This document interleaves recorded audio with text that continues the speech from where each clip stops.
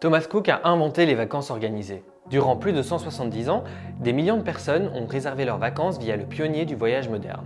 Symbole de fiabilité et d'aventure. Mais en septembre 2019, tout s'effondre.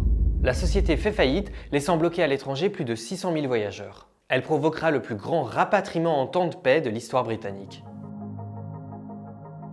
Comment une telle institution a-t-elle pu disparaître aussi rapidement ? Est-ce la faute du Brexit, d'une dette colossale ou d'une incapacité à s'adapter à l'ère du numérique ? La réponse est complexe et c'est ce que nous allons décrypter dans ce débrief. En 1841, l'Angleterre est en pleine révolution industrielle. Des trains sillonnent le pays, mais voyager reste un luxe uniquement accessible aux élites. Les classes populaires, elles, restent clouées sur place. C'est dans ce contexte qu'un certain Thomas Cook, un menuisier et prédicateur baptiste, a une idée simple mais révolutionnaire. Organiser un voyage en train pour 500 militants de la tempérance, de Leicester à Loughborough, pour assister à un meeting contre l'alcoolisme. Un aller-retour de 17 km avec billets et repas inclus. Ce qui n'était qu'une initiative militante à la base devient rapidement un modèle économique. Thomas Cook comprend qu'en négociant des tarifs de groupe avec les compagnies ferroviaires, il peut rendre accessible le voyage à la classe moyenne émergente. Il invente alors le concept du voyage organisé. Les débuts sont modestes, mais l'idée séduit. Les gens découvrent le plaisir de voyager sans aucun souci logistique. Et Thomas Cook, sans le savoir, vient de poser les bases du tourisme de masse. Au fil des décennies, Thomas Cook étend ses services au-delà des frontières britanniques, proposant des excursions vers des destinations européennes et ensuite internationales. En 1872, l'entreprise lance le premier tour du monde organisé. Pendant les guerres mondiales, Thomas Cook met ses ressources au service de l'effort de guerre, facilitant le déplacement des troupes et du personnel médical. Après chaque conflit, l'entreprise reprend ses activités commerciales, adaptant ses offres aux nouvelles réalités sociales et économiques. En 1970, Thomas Cook est privatisé, passant sous le contrôle de divers consortiums. L'entreprise continue d'innover. En 1995, elle est la première agence de voyage britannique à proposer ses services sur un site internet. Elle élargit également son portefeuille en acquérant des entreprises de son domaine afin de consolider sa position sur le marché. Au tournant du millénaire, Thomas Cook est au sommet de sa gloire. L'agence de tourisme est reconnue comme le pionnier du tourisme de masse. Cependant, les défis du XXIe siècle allaient bientôt mettre à rude épreuve cette institution historique. Le 23 septembre 2019, à l'aube, Thomas Cook annonce sa faillite. Une entreprise vieille de 178 ans, pionnière du voyage, qui s'effondre.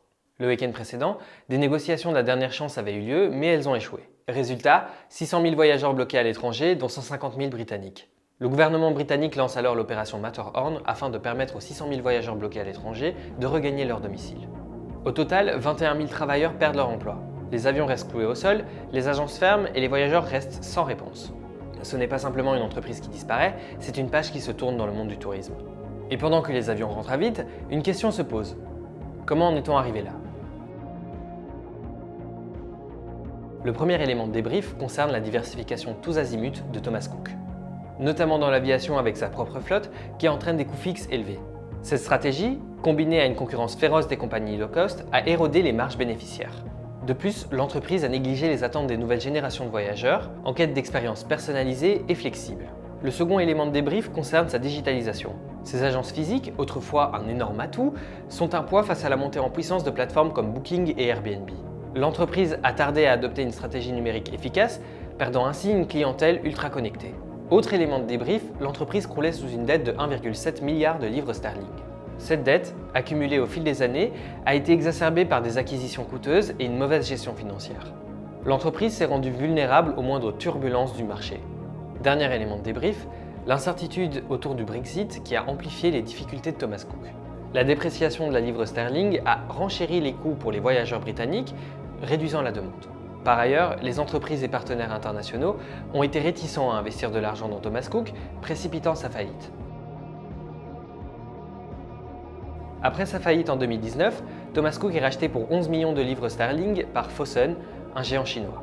La marque a été relancée comme agence de voyage en ligne en 2020. Toutefois, Fosun s'est séparé de Thomas Cook en 2020 en revendant une grosse partie de ses activités pour 30 millions de livres sterling à eSky, en ne gardant que le marché chinois. Aujourd'hui, Thomas Cook opère principalement en ligne avec une équipe de 70 personnes.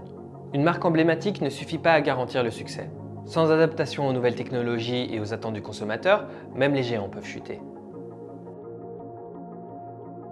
Merci à Athènes derrière la caméra et au montage, et merci à vous d'être de plus en plus nombreux à suivre ce format. C'était Lino et on se revoit très vite pour un nouveau débrief.